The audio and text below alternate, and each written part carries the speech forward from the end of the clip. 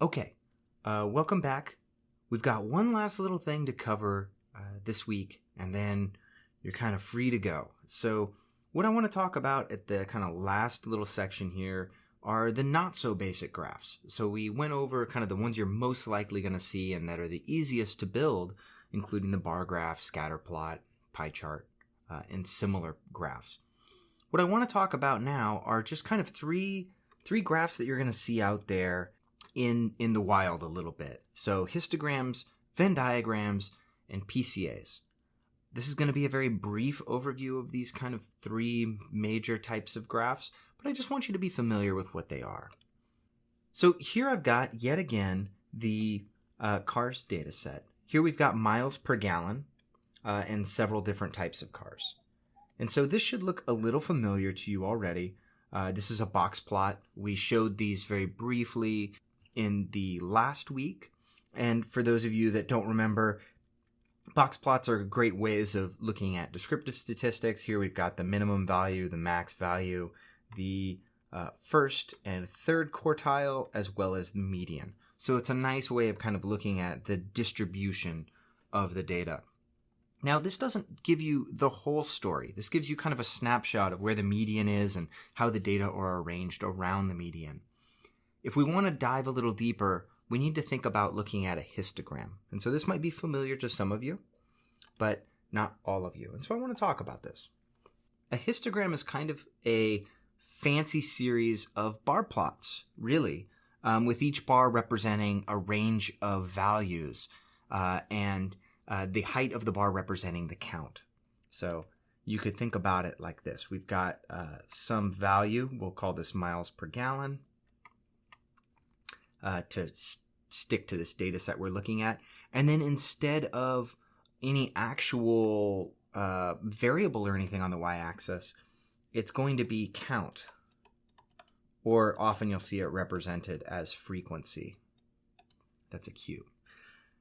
So every histogram is kind of the same basic parts, a series of bars across a range of numbers. And so here we're going to be looking at 10 miles per gallon to 35 miles per gallon, so 10 to 35 or so.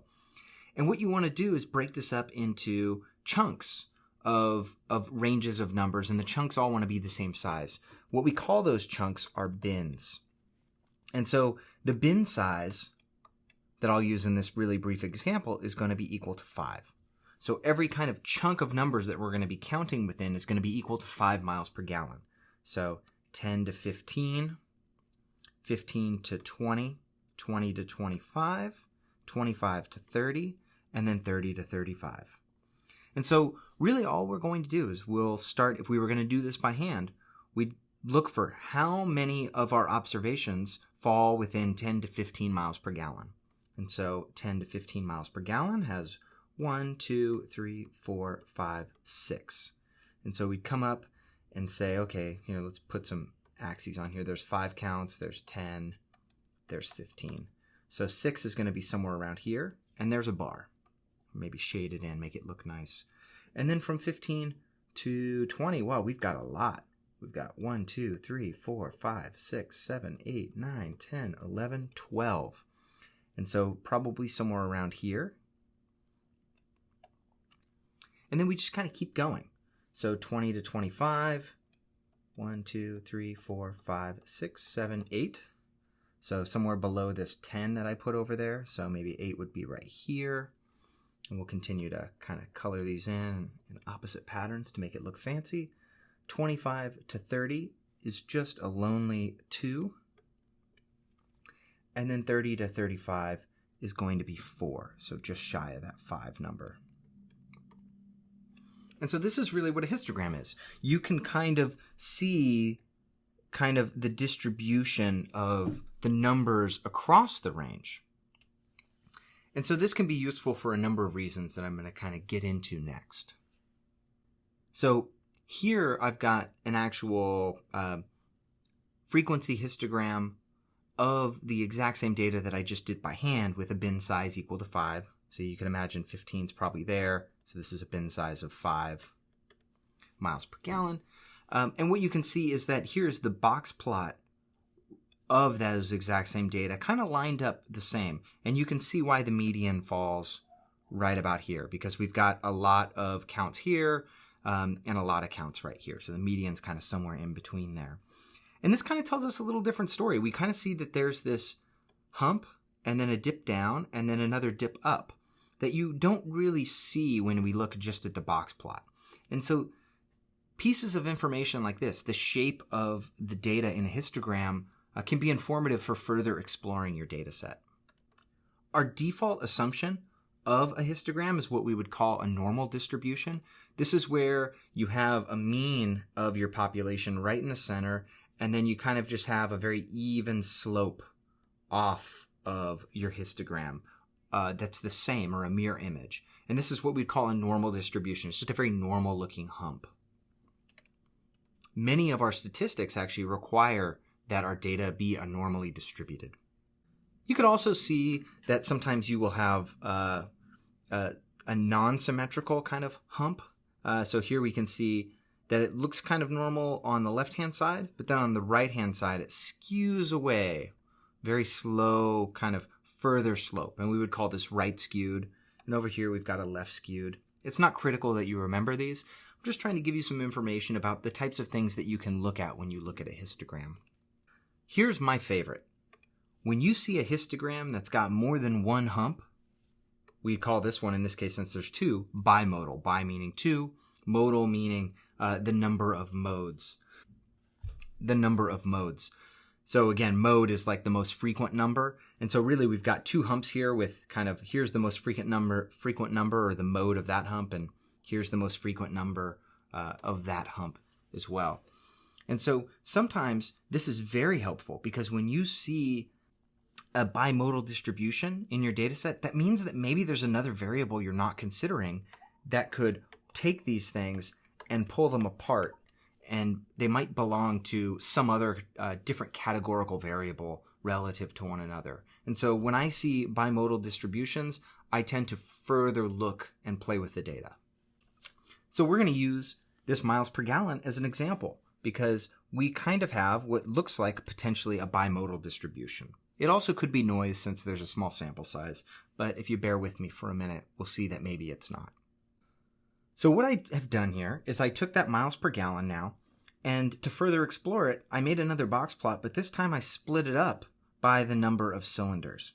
And what you see is that once we take miles per gallon and break it up by the number of cylinders, there actually is, some separation when we split out another categorical variable that may in some ways contribute to why we're seeing that second hump. Notice that this one, the 4-cylinder miles per gallon, seems to represent mostly this kind of upper end of the miles per gallon, where we see that kind of second hump. And so this might be driven by the 4-cylinder cars having a higher miles per gallon than kind of the 6 and 8 cylinders.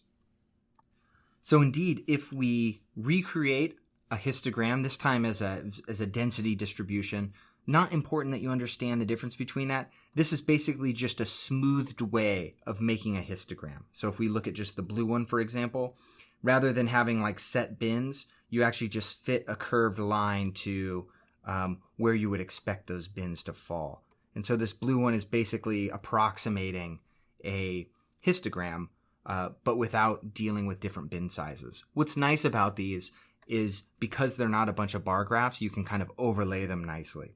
And so what we have here is that in blue, this is our 8-cylinder histogram of miles per gallon. Here's if we split it off by 6-cylinder cars.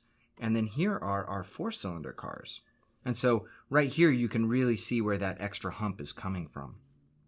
Not only that, you can see that cylinder is a really nice way to split out miles per gallon. And we wouldn't have noticed that were it not for looking at a histogram. Now, finally, we've done a good job with splitting off the 8-cylinder and the 6-cylinder, but we're still seeing a bimodal distribution within the 4-cylinder miles per gallon.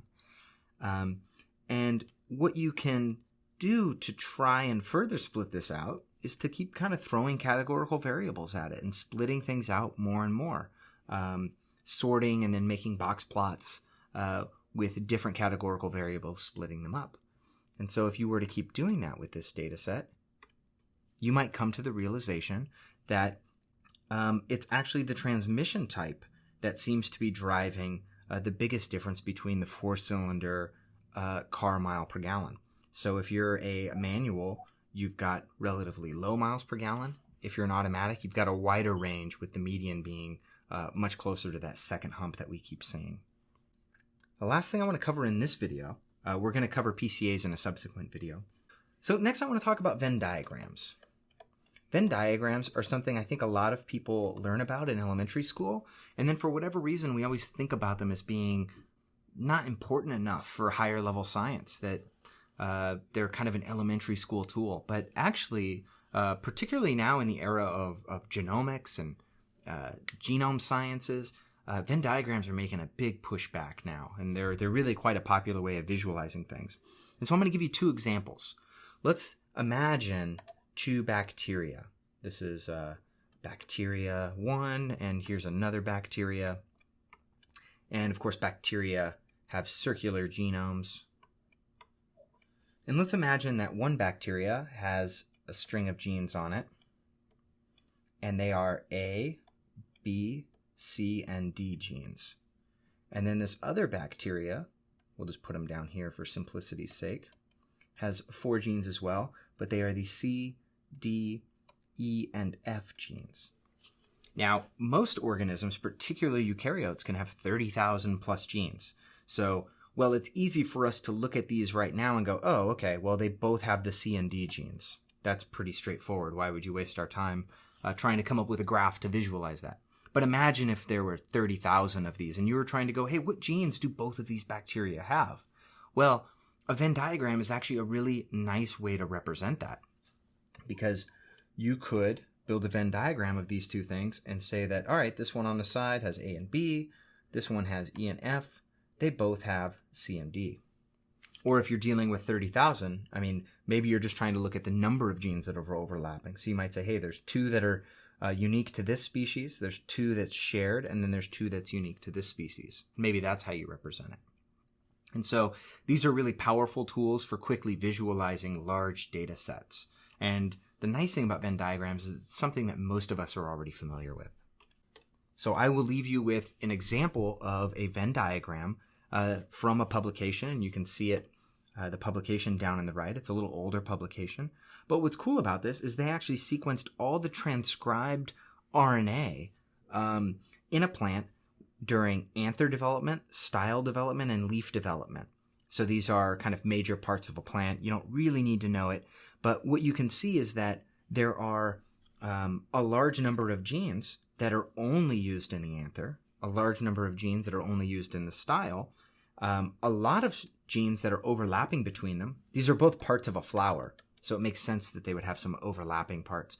But then the leaf development, for the most part, didn't really have a whole lot going on. There were a few really key genes that seemed to be expressed everywhere in the plant, and then a little bit of overlap other places.